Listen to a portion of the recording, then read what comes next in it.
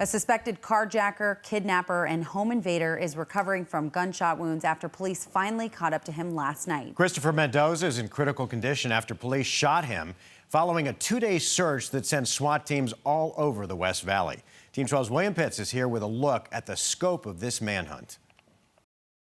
Police say Christoper Mendoza was threatening his girlfriend with a gun at the Walmart near I-10 and Estrella Parkway on Sunday.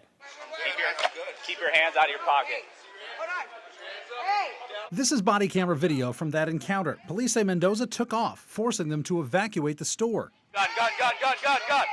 From the Walmart, police say he carjacked and kidnapped a man and made him drive to Litchfield Road and Buckeye. A few hours later, police spotted him driving in Avondale. They chased him and he bailed out and ran into a house.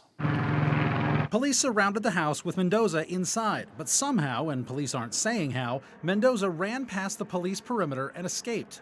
But police said Mendoza came back to that house a few hours later Monday morning, demanding to be let in. That kicked off yet another search. We know you're inside. Out to the front door with your hands up. Police surrounded the house yet again, pumping in tear gas and searching everywhere Mendoza could possibly be. But they found nothing. Mendoza was gone again. The third search way up here in Surprise, where police say Mendoza may have been spotted Monday afternoon. People who told us they were Mendoza's family said police raided their house looking for him.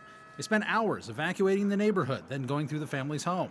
Before the search was even over in Surprise, Buckeye police say Mendoza tried to break into a home near Verrado Way and stole a pest control truck. Buckeye police say Mendoza came at them, waving a gun and threatening to kill himself. They say he told them he had a hostage and kept walking until police shot him, ending a multi-day manhunt that spanned 3 cities and dozens of miles.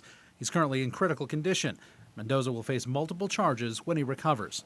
William Pitts, 12 News. All right, thanks.